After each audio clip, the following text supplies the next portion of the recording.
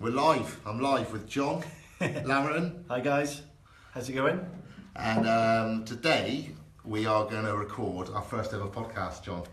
We are. Well, it's not my first ever. It's not. Well, it's not my first ever either, but it's the first ever one for this group, basically. So, so basically what I'm just going to do is just go with it and see how we get on. Is that all right? That's cool. Me, wing it. Wing it. Let's wing it. Okay, so perfectly.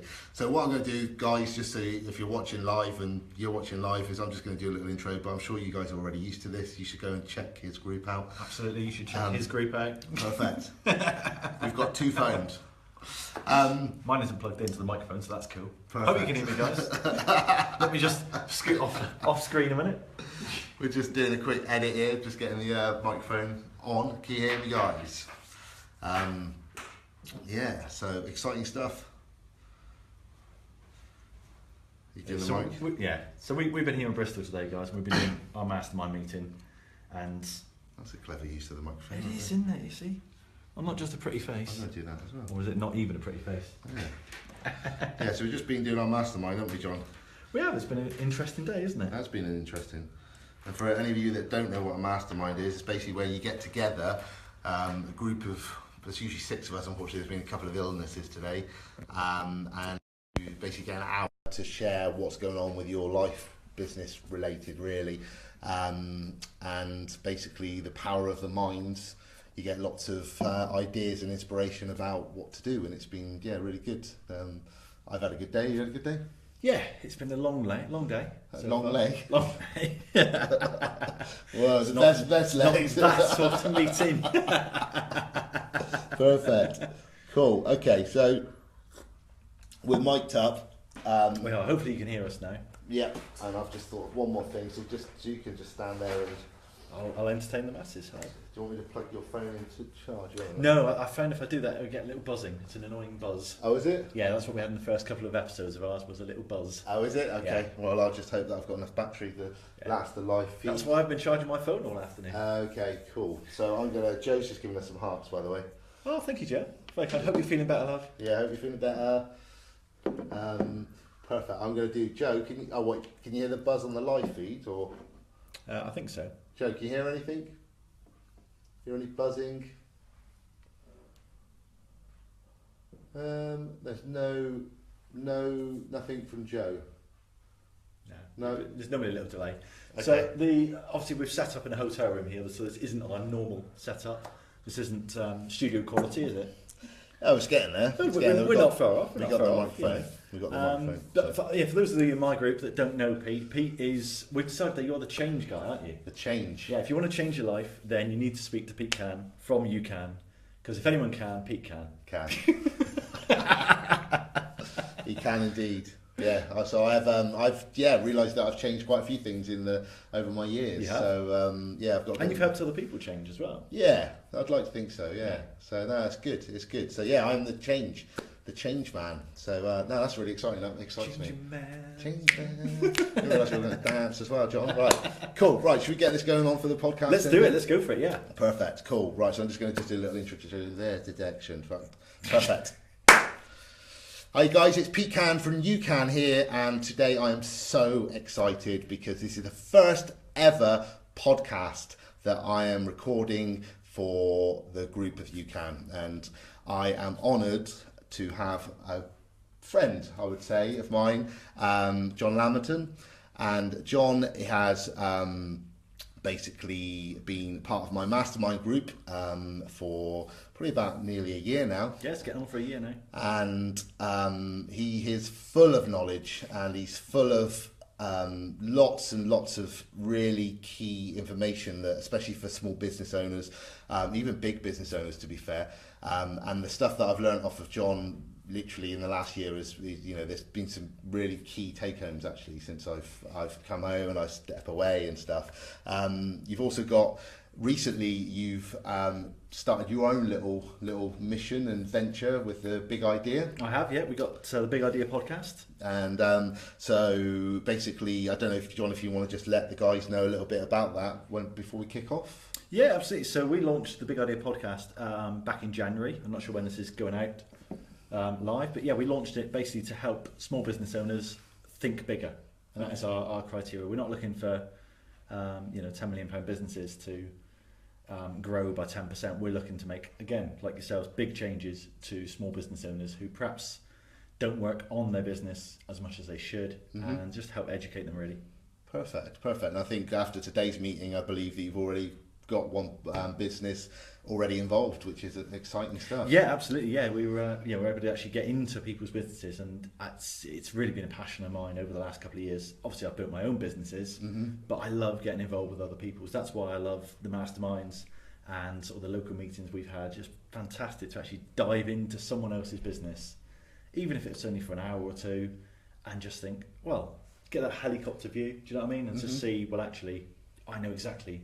Put my finger on what you need to do to make that change in your business. So you mentioned briefly there that you've had a couple of successful businesses, and I know personally that you are very lucky that you've got a business that sort of runs itself without you having to really do much anymore. Do you want to just let the guys know maybe a bit more about the businesses that you've got?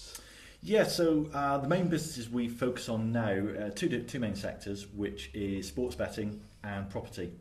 So property's a new one for us. We kind of launched our first property company last year, and before that we've worked in the sports betting sector. We've got, I think, 4 websites now in the sports betting sector, and over the course of about the last 5 years we've really worked on getting the team in place, the systems, the processes in place, so that we can actually step back from that business. So it doesn't require us to be there on a day-to-day basis. We can work on that business. We're not doing the do. I mean, it's one of those sites we own is related to horse racing. Now, I know nothing about horses. Okay. So I cannot get involved in the day-to-day running of that website. If you want me to provide a horse racing tip for the 340 at Kempton, I will get my dartboard out. That I physically can't do the do. To be fair, with that shot a minute ago, I wouldn't want to bet that you hit the dartboard, John. As I explained at the time, I have recently had shoulder surgery, and get my excuses in quickly, really. Perfect. So, I mean, basically, the key on this podcast. So, I thought about the different ways that I could present and bring this podcast to the world, and what I've really discovered recently is that I definitely, well, obviously about change and stuff, but it's all about vision, it's all about goals, and I'm constantly banging the drum about getting your vision board done, what are your goals and stuff. So a lot of the questions I've sent you are very geared around goals and vision. So I'm going to kick off now with when did you first achieve a goal? What was that goal and how did it make you feel? Now, I was thinking about this because the first real goal that I can remember achieving was to leave the day job. I was trying to think back earlier than that, back to when I was a kid, but for me that wasn't a goal. May have had ambitions, may have had dreams, but that was the first goal that I really said, well, actually, I want to give you a bit of backstory here. We're going back to around 2001. I was working as a civil servant and I absolutely hated my job, like with a passion. I wanted out. I think I actually launched my business on the Monday of the second week of my new job, because I just knew, literally 1 week of training, no, I don't want to be doing this. And so I launched the business. As far as goes, this was like a real biggie. It was kind of go from earning nothing to earning enough to go full time on it. Now, I launched at the time an internet marketing company. Okay. I knew nothing about marketing. I knew nothing about the internet. I didn't even own a computer. Okay. So you can kind of see that I didn't even have access to the internet. Nothing. To set a goal like that, to me was huge. So how am I going to make a website, get traffic to it, monetize it? But for me, it's like, right, I'm a bloke.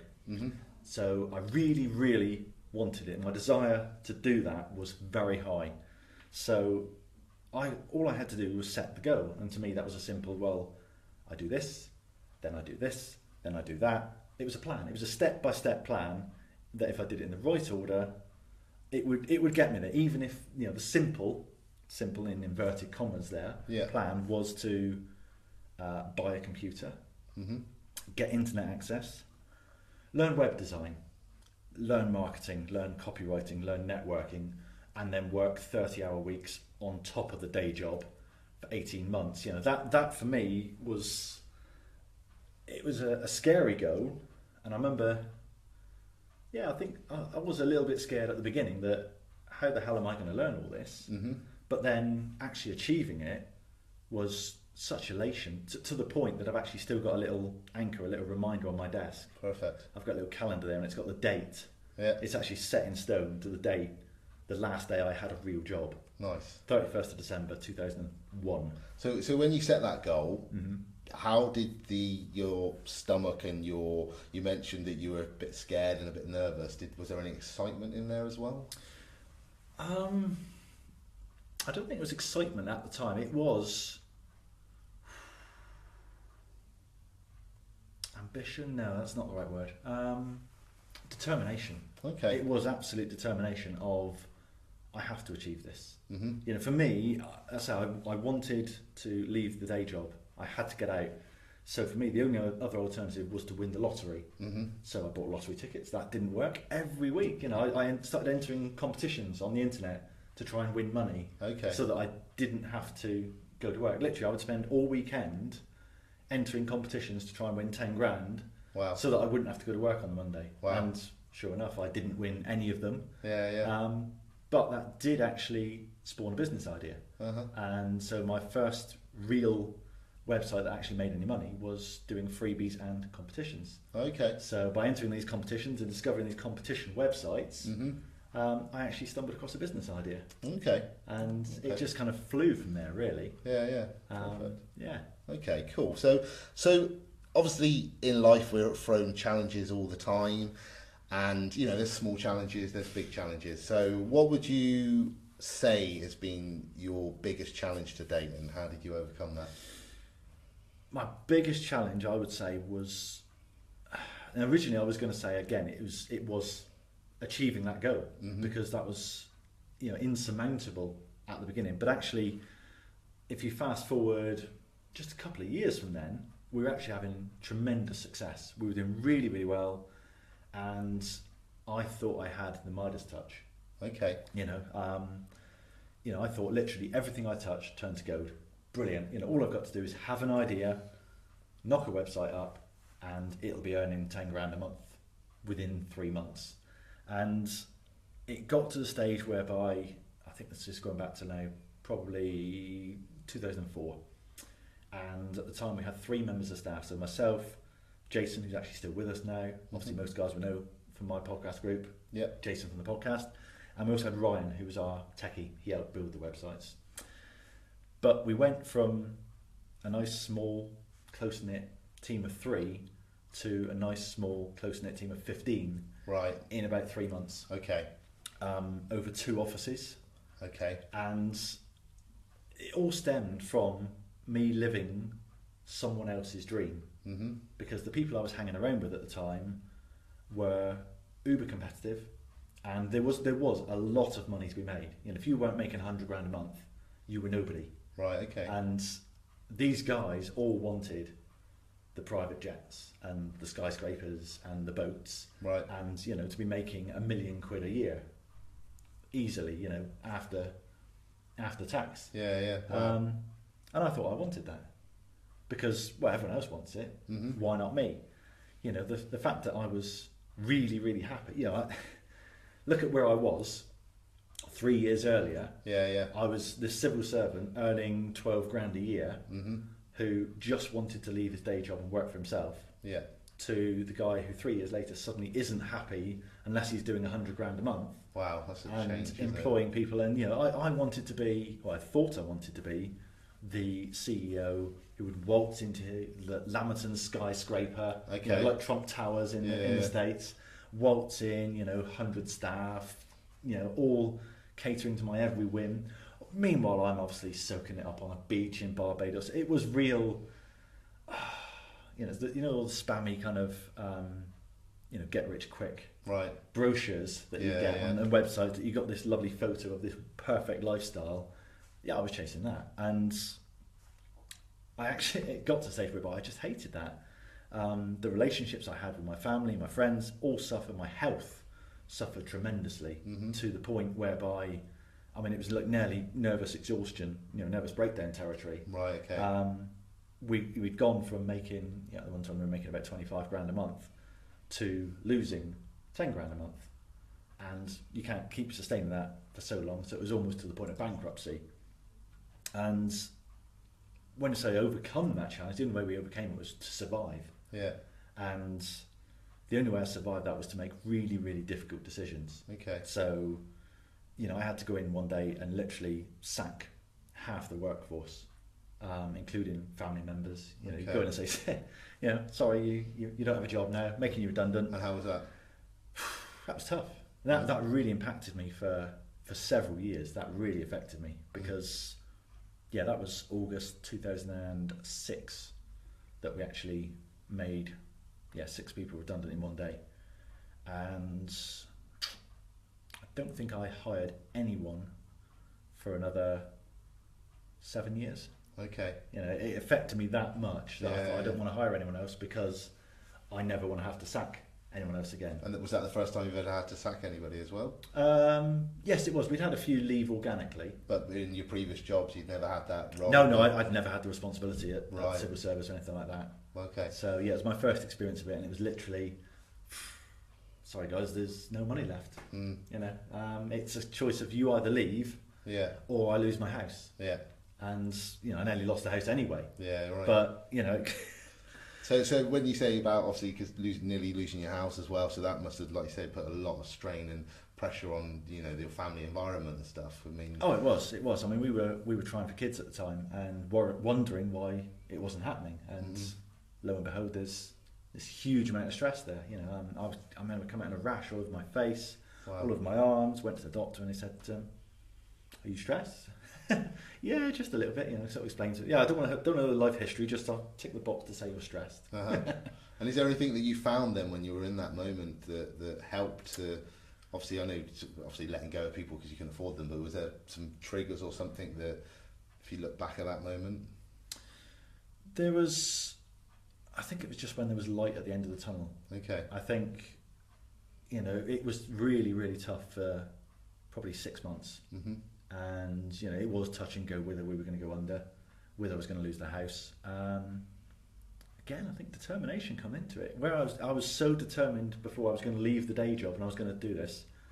I was, again, so determined I was not going to lose the house. I was not going to let this business go under. So, if that means I've got to work for free for 6 months, that's what I'll do. If it means I've got to max out credit cards and overdrafts, that's what I'll do. If it means I've got to swallow my pride and go and stack shelves at McDonald's, no.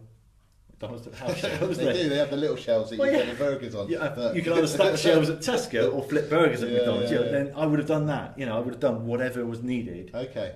To survive. I mean, it was we had that little light at the end of the tunnel whereby cash flow got better. Okay. We'd gone from, there's 6 grand left in the overdraft. I've got a 15 grand VAT bill and a 10 grand payroll. What the hell do I do? Yeah. To, actually, there's £2,000 of actual money, our money in the bank, and there's still a 15 grand VAT bill. It got a little better and then a little better, and eventually we got our heads above water, and we ended up actually selling the business. Literally 6 months later, and we made like £120,000 out of it. Oh wow! Okay. So we'd gone from literally the lows of we're going to lose everything to actually clean slate. Clean break. Let's get out. And did you find that when you sold that business, did you also let go of a lot of that emotional baggage that you may have had attached to that business at the time? Yeah, I think so. It was almost the end of an era, end of a chapter. Yeah. Because that was the first site I'd launched. So that freebies competition site I mentioned, that was that business. Yeah. And we sold that business, February 2007. And it wasn't the end of our worries by any chance, because all of a sudden we had no cash coming in. Yeah. Yes, we got 100 grand sat in the bank. Hooray! That's brilliant. Yeah. But we've still got the 10 grand a month payroll to meet. Yeah. And now we've got no income to be able to do that, so we had to replace the income. And we also got hit about 3 or 4 months later with a massive bill. From Her Majesty? No, it was from the offices. So we'd leased offices, and we'd managed to exercise our breakout clause. Oh, okay. And say, cool, we can get out, that's brilliant. And then they sent us a nice bill for £89,000 to basically completely refurbish the building.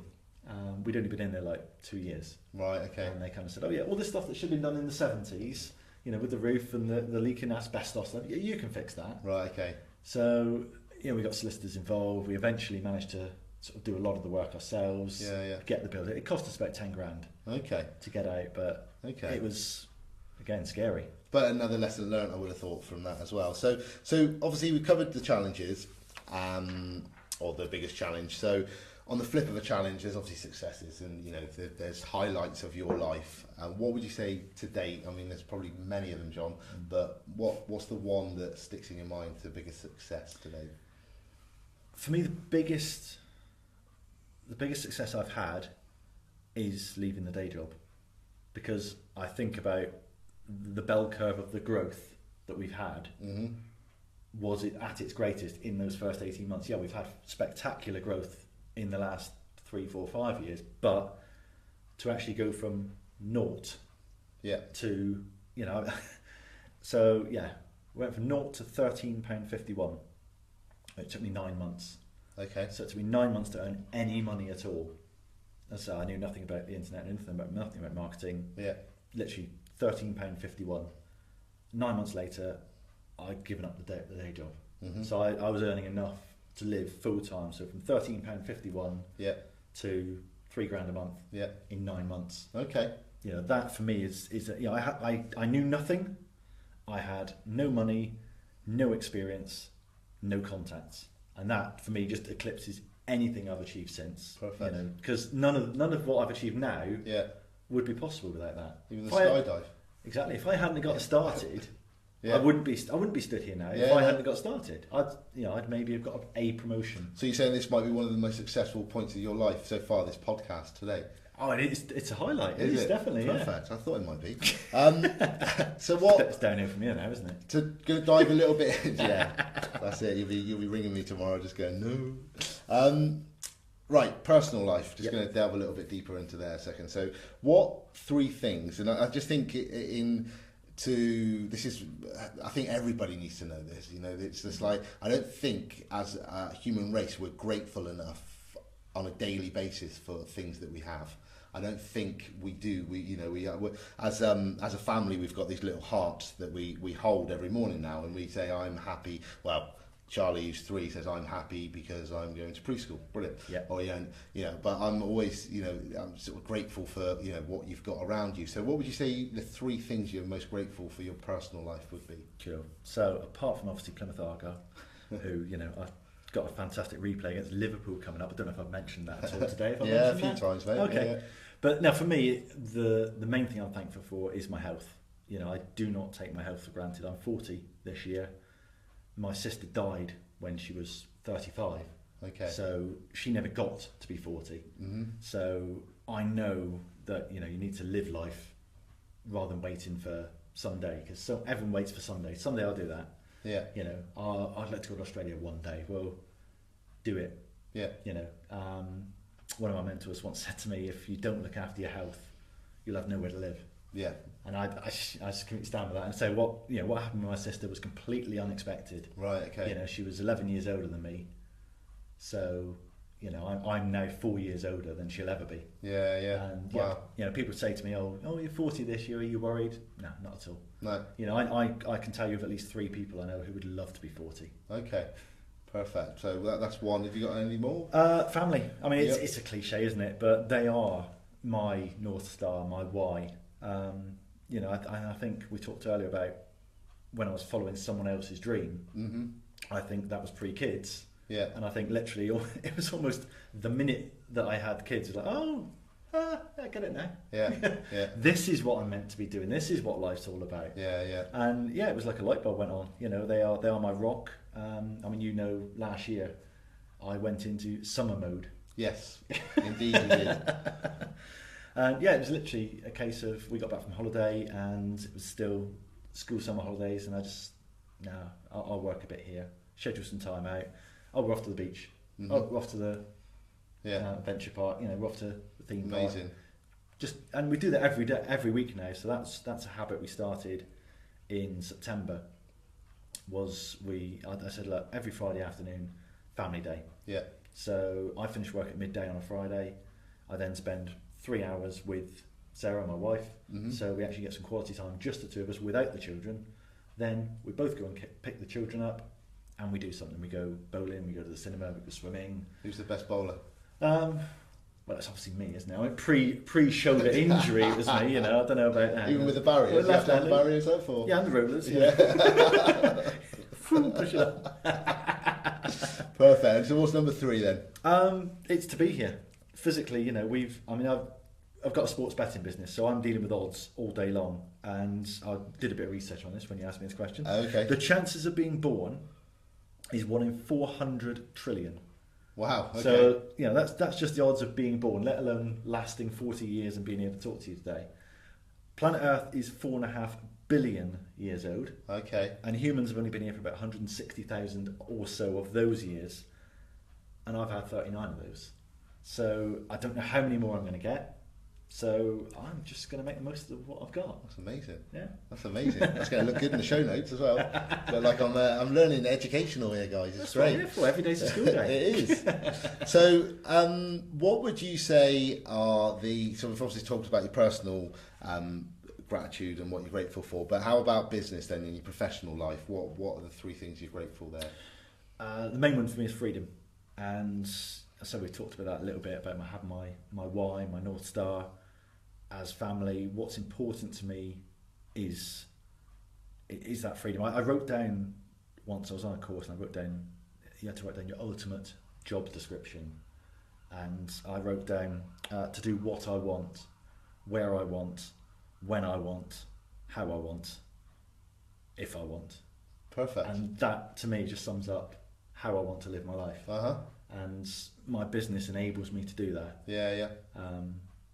Which that kind of leads me on to the second thing, which I wouldn't have that freedom without a good team behind me. Mm-hmm. You know, they pick up the slack that I leave. I literally, I breeze into the office. You're not a slacker, are you, John? No, I'm not a slacker, but I breeze into the office, I create chaos, I go, right guys, we're going to do this massive 25-step sales campaign. I want you to do the emails, you to do the direct mail, we're going to do social media, we're going to do follow-ups, we're going to do phone calls, we're going to redesign the website, we're going to have live chat, blah, blah, blah, we're going to do this, we're going to do that, and then walk away, and then, just leave them to it. You know? But I've got a really, really good team that I can trust to do that. I know, actually, if I say to one of the guys, right, I need you to do a Facebook Live video today on this. These are the bullet points I need to get across. Right, can you put together a magazine article? Can you do the 7 sales emails? Can you do a teaser promo? Mm-hmm. It gets done, and it gets done really, really well. Perfect. You know, so many people are anal about, well, nobody can do it as good as me. Yeah. And that may be true, but so have you trained them to be like that, or they've learned that you've employed them to be that? I think I've just employed good people. Perfect. I mean, I'd love to take all the credit and say, no, I've personally trained them up. But, you know, obviously, yes, we've trained them, but you can only work, you can only work with what you've got. Yeah. And if you've got poor people who aren't willing to learn, and we've had a few of them over the years, they're not with us anymore. You know, it's tough. You know, we've hired people who we've tried to educate, we've tried to get working our way. Mm-hmm. Hasn't worked out, so they've gone their own ways, and then we've got people in to replace them, and within, I would say, a couple of weeks, whether you've got a good superstar, or whether you've got someone who is a bit of a, me too, I'm only here for the paycheck. Yeah. Oh look, it's time for me to clock off now and go home. Yeah, because I've been a clock watcher. I was a civil servant. Yeah. I'd say, to be fair, like, well, you covered team. You know, this is a shout out to my team as well. You know, if you're listening, I'm grateful for you guys, because, you know, without you doing what you can do, then obviously I can't stand here in front of this microphone with you. Exactly. On a lovely, sunny, not so much sunny afternoon. It's snowy today.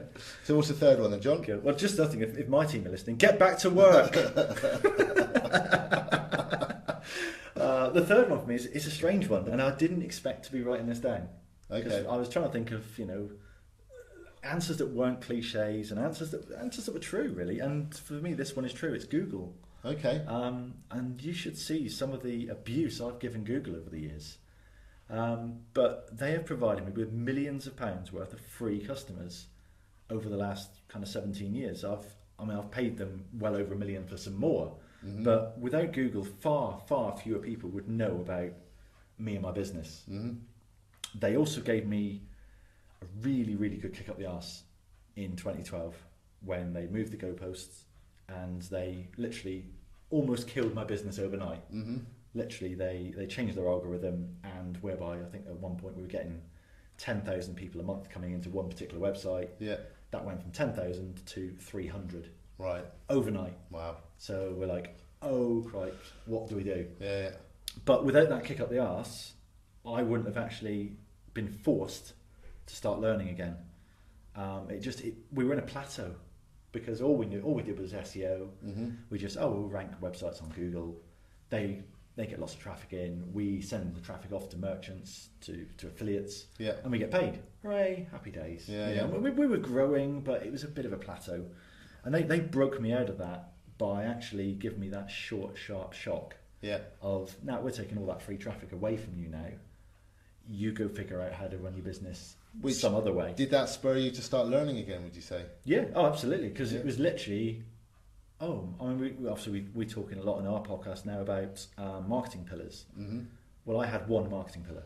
Uh-huh. It was SEO, and look, it's crumbling now, it's falling apart, and my building has just fallen down. Yeah. So I had to rebuild it with at least 4 little pillars, so it would hold the roof up, keep the rain out. Yeah. You know, Okay. And it spurred me on. I mean, they've actually helped me with the learning because they then give me the entire knowledge of the entire human race, every piece of knowledge I could randomly wish to put my fingers on, literally 2 taps away via smartphone. Yeah. You know, so thank you, Larry. Thank you, Sergey, for that. You know, sorry for the abuse I've given you, particularly Matt Cutts. I'd like to apologise to Matt Cutts. I've given him a lot of abuse over the years. Cool. So, obviously, again, the podcast is keyed around goals and visions and habits as well. And, you know, I would say most or all successful people have daily rituals or daily habits. And I know you certainly have, because I remember speaking to you about one, and I'm sure it's going to get mentioned in a minute. So, go on then, John, let us know what your daily rituals are. Cool. I mean, for me, success, both in business and in life, isn't about what you do today. It's about what you do every day. And for me, every day is almost the same. Mm-hmm. And that makes it that completely habitual. It's automatic. It happens on autopilot. I don't need to think about it. So for me, it starts with a juice. So, you know, I'm into my fruit and vegetable juice. I'm staring at is that an orange and mint juice off camera here at the moment? It's probably defrosted by now. It should have done. What is this concoction now? Orange and mint. Orange and mint. Cheers. Do you want to try some? I'll try a little sip. Yeah. Go on. Well, just for the people who are just listening, we've just opened up the juice that I had that I bought this morning from the freezer that's defrosted. Is there lime in that? God, blimey, blimey! That's quite tangy, isn't it? Oh, that cleans you up. That wakes you up. But for me, that's the fuel I need, because I know, I started juicing about 4 years ago now, and for me, it's a life hack. Uh-huh. It's how can I get as many nutrients as possible into me as easy as possible. And I remember, because everyone knows, you need to eat more fruit and veg. That's how you get healthy. But if you've ever sat there staring at a stick of celery, thinking, how am I going to get that inside here when I can't stand the taste of it? I remember once I was prepping a venison stew, and I was chopping this celery up, and I thought, have a taste of that. Well, that was it. I was gagging. It's disgusting. Whereas now, celery, I can just chuck that in the juicer. There's some broccoli stem, some cucumber, lime, maybe. Not so much lime as you put in that juice, I'll tell you. But for me, that's the fuel that gives me what I need to get through the day. Perfect. From there, I do my one thing. Okay. So this is, we talked about this in our podcast in episode 7, I think it was, which is literally, what is the one thing that enables you to beat the day?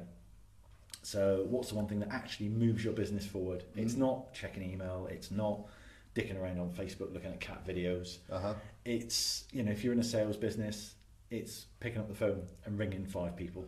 Yeah. It's writing that sales letter. It's putting together a sales campaign. It's hiring superstars.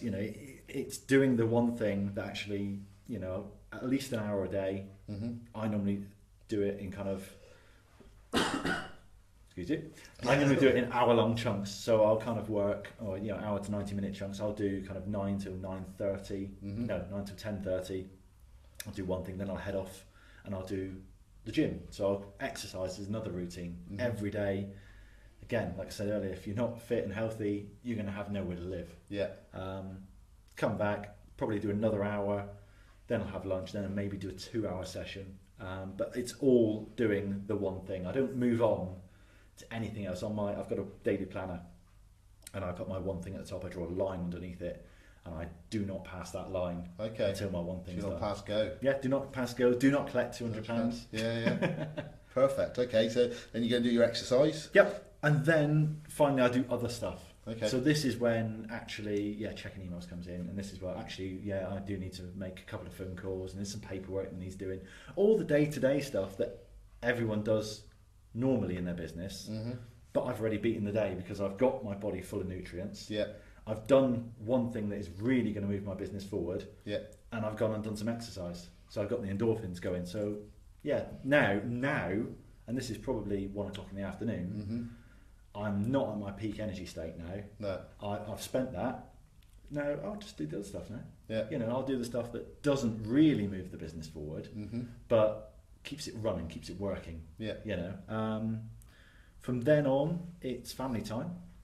So let's go pick the kids up, come back, cook them tea, spend some time with them. Actual quality time with them. Yeah. My 7-year-old has started coming for a walk with me now. Okay. In the evenings, which is amazing. Because you think you know someone, and then you spend an hour with them walking, and you find out you don't know them at all. Wow. I was like, wow. I mean, the lessons I could tell you about Pokemon right now. Yeah. Oh dear, honestly, the kid is obsessed with it. Like, can we talk about something else? Anything else? Football. Let me tell you about when I went to Liverpool at the weekend. No, I don't want to know, Dad. Do you know what a Squirtle is? Oh God. But it's we are so close now. Yeah. Just as a result of actually being present. We've all seen people do it. I've been guilty of it at times. You're with the kids. I'm doing the old inverted commas there, but you've got your phone out and you're checking emails. I'm with you kids. Yeah. Oh, that's lovely. Yeah, nice. Get down. Stop killing them. Yeah. Well, I'm guilty of that, to be fair, John. But actually saying no. Well, I stop work at 3. I pick the kids up, and then I don't check emails. Okay. It is tough at times because quite often you think, I'm waiting for an answer on Yeah. my proposal, I'm waiting for this to come in. It is difficult not to, but I try and just keep that completely separate. Time with the kids, out with the walk the dog, come back, kids bath, in bed, then spend some time with Sarah, watch maybe an hour of Netflix, something like that, and then it's bedtime. It's shut off routine, and this is, I know, the bit we've talked about before. Yeah. Where I head to the sauna. So when we had an extension built on our house last year, no, the year before now, and we had a compromise because Sarah said to me, I want a walk-in wardrobe. And I then had to Google what a walk-in wardrobe was, and it transpires that it's a room, but it's not for people, it's just for shoes and bags. So I have no idea what that was, but she was adamant that she wanted one of these rooms just for shoes and bags. Yeah. I suggested she got rid of some of the shoes and bags, but that apparently was not an option. So I said, well, okay, you can have your room for your shoes and your bags. I want a sauna. Because I discovered sauna. I'd been to the gym and it's like, oh, do a bit of a workout, have a sauna. And I discovered that when I went to the sauna after a workout, it was really, really relaxing, really enjoyable. And it was one summer, I think it was the summer before we had this extension built. It was really, really hot. It was a fantastically hot day. And I went to the gym and I was a little bit lethargic and I thought, can't be asked to actually get on the treadmill today. Can't be asked to lift anyways. I know, I'll just go and sit in the sauna. So literally I just did no exercise. I just went and sat in the sauna for like an hour. I just did, not completely for an hour, but in and out, cold and heat. Oh my God, I mean the headspace it just freed up was tremendous. And I just remember coming out there feeling so good. Yeah. And it just became a ritual that I went to the gym almost just to use the sauna 3 times a week. And then over a period of time I noticed that I wasn't getting ill. Okay. I was feeling so much better. My skin was so much better than it had ever been. And I was making better decisions at work. I was more able to focus. I could go into a sauna with a problem, and I'd come out with the answer. And it was like, geez, I remember one particular issue we were having at the time. This was summer, about 2 years ago, and I'd been on holiday, so I'd had 2 weeks complete digital detox, and then straight back at work. I went to a training course, and we came up with loads of different ideas, ways we were going to grow the business, and we had this one particular thing where we were going to do a direct mail campaign, but I didn't have any addresses for any of the people on our database. Oh my God, what can I do? How can we get around this? And literally, I'd spent 2 days thinking about this, could not come up with an answer. Went in the sauna, and I didn't even know that I was going in to think about this. But I went in the sauna, sat down, just asking for the address. So, whoa, where did that come from? Oh yeah, just asking for the address. Oh yeah, we could actually send them something. So, well, give us your address, and we'll send you a magazine. Oh my God, that's it. We'll just ask them for the address, and it was just, and from then on rather, it's become a daily ritual, and I just find it's like a reboot for me now. So I go in the sauna, and I think of it like you got a laptop, and we've all got these laptops with about 37 browser windows open, and for me it's just like going into the sauna is just like boom, boom, boom, boom, boom, boom, boom, shutting down every browser, and then opening one up. Okay. And we all know how more efficient your computer works when you've only got one tab open. And for me, the sauna does that to my mind. It relaxes the body, and it just preps me for sleep. Okay.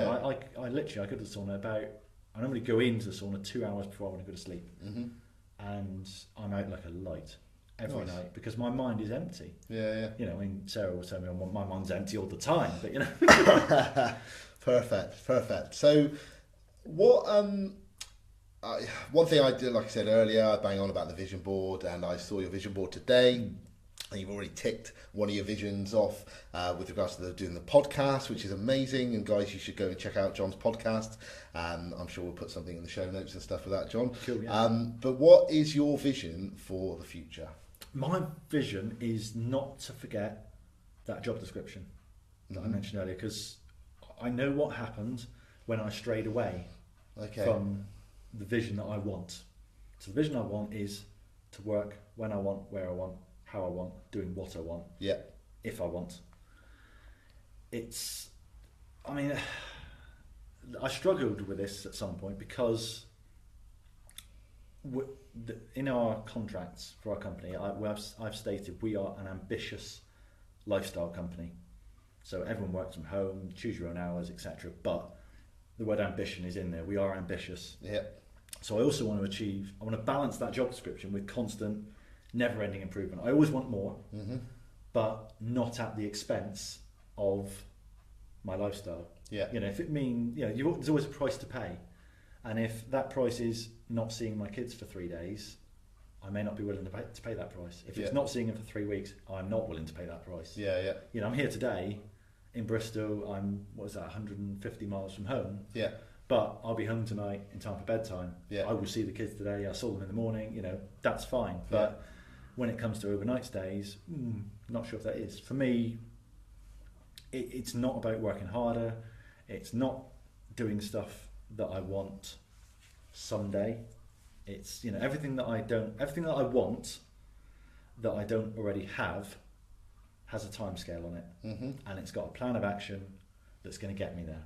So that's my vision, I think, is having that goal of, if I want something, I'm not going to put it off indefinitely. I'm going to say, that's got a timescale, even if that's 20 years or 40 years. Or, I was listening to a podcast the other day that said we're all going to live to 120, so who's to say we can't set 70-year goals? Wow. Okay, so if you could offer the listeners 3 tips to lead a happy life, because you're a happy chap. You've got things going on, and you can tell by your aura that you are in a good place. So what are the 3 tips that you could offer our listeners to lead a happy life? That's really interesting, because you said about an aura, and I've always thought of woo woo, it's all fluffy. And I went to the chiropractor the other day, and he said, "You're always so happy." He said, you don't have any stress in your life. It's like, well, I don't know. And in fact, he said the same, because my wife goes to the same chiropractor. He said, oh, John's in a really good place, isn't he? I was like, Jesus, is it that obvious? It might be the light over your head as well at the moment. That's just the thing here. That's what that is. So 3 tips for a happier life. Now, this first one I heard when I was on holiday in France last summer, I think. And it's 2 words. And it was just so impactful for me, because I used to suffer, or I thought I suffered, with low self-confidence. Mm-hmm. And the 2 words are go first. Okay. And as soon as I heard that, it just resonated with me. I have no idea why, because at the time I didn't know what this lady meant by go first. But what she was saying was actually, if you're walking past someone in the street and you want them to smile at you, go first. Smile at them first. If you smile, someone else will smile. If you want to talk to somebody, go talk to them. Go first. But for me also, I used to struggle. You know, I'd go to meetings and I'd go to sort of training courses, and you know, my nightmare was someone saying, "Right, we need a volunteer," and just going to avoid. Like, actually now, I'm there. I'm going first. You know, who went first in the mastermind meeting today? There you go. You see, it's easier, because I used to spend most of the day otherwise sat there going, what am I going to say? What am I going to do? Oh my God, what if they ask me this? Like, no, just get it over and done with. Yeah. Just go first. Perfect. You know. Second one is slow down. You know, people just rush about too much. I mean, I nearly wiped out a motorcyclist actually on the way here today. Wow. Because I was driving up the M5. I was in the outside lane. I wasn't slowing down, I must say. I was obviously I was driving well within the speed limit. Speed limit is 85, isn't it? Yeah.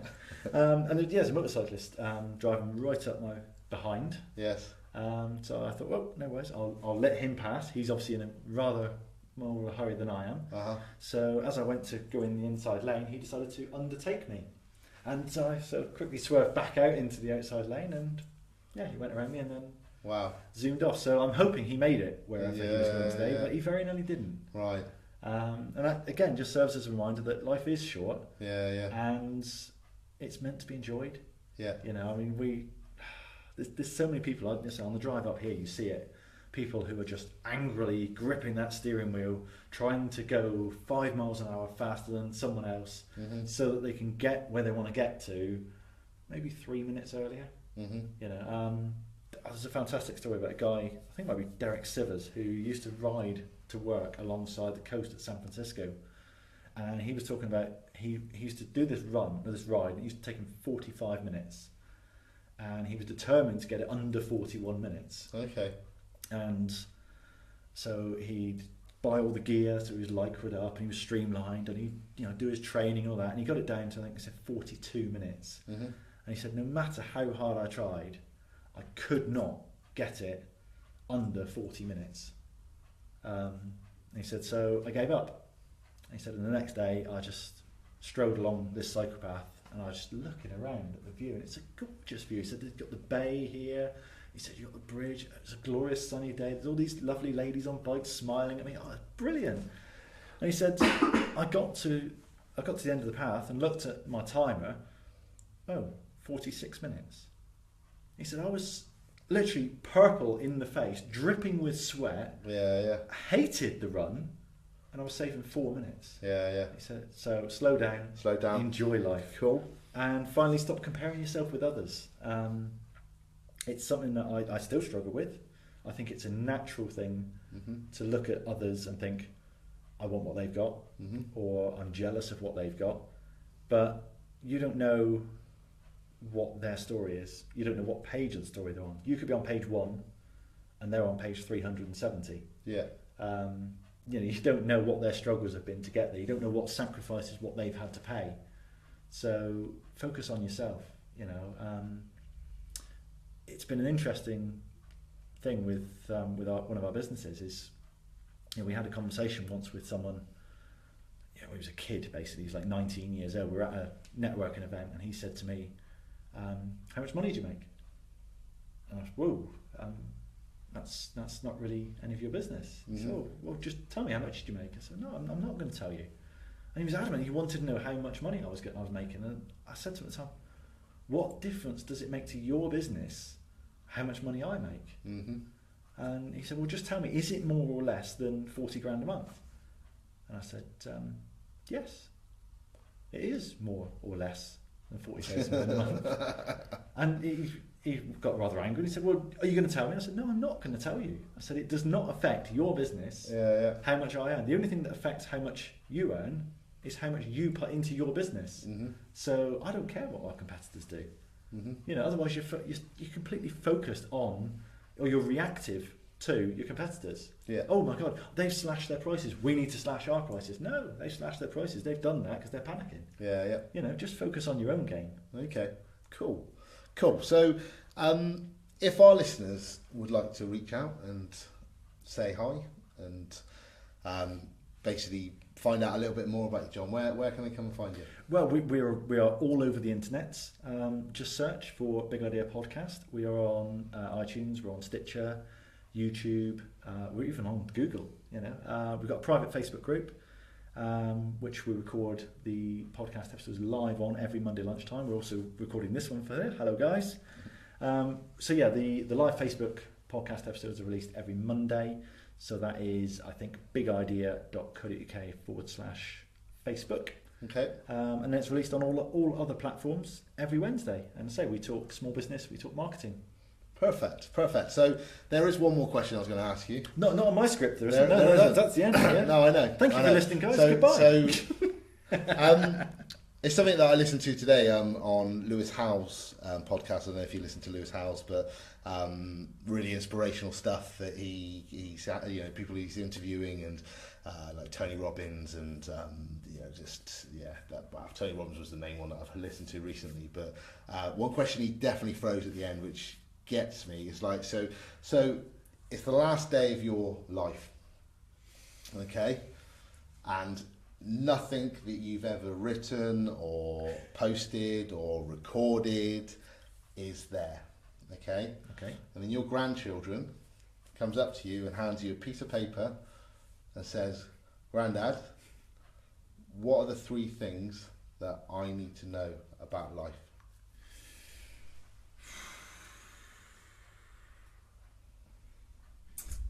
Okay. That is a good question. You are going to have a lot of silence at the end of your podcast. That's fine. 3 things that you need to remember. Live your life. So, as we talked about earlier, you know, life is to be enjoyed in the moment. Don't live it in the past. Don't live it in the future. Mm-hmm. You know, so many people are anxious about the past. They're worried about the future. Just live in the present. Smile more. Okay. Yeah. Be happy. And have fun, because that is what it's all about. And anyone who knows any of our businesses know we like to have fun. Perfect. Yeah. John, I appreciate you so much. Thank you so much. No, thank you, mate. Really enjoyed it. Seriously, it's been a great honour to have you on the podcast. And none of the questions were too tricky. Obviously, the last one was thrown on you, and it was great answers. And guys, so yeah, if anyone's still watching, or if you are watching, this is John. Come and say hello. He's more than willing to say hello back. Absolutely, as well. Yeah. He's not going to hide from you. Anyone listening on the podcast, go and see John at Big Idea Podcast. This guy has got a wealth of knowledge, seriously, and he's happy to share. So if you've got any questions or whatever, then just go and hook up with John. And that's it, guys. Thanks a lot for listening to the first podcast, and I will talk to you soon. Cool. Bye-bye. Bye. Cool. Thanks, guys. Hope that was good. Hope you enjoyed it. Let me know what you think.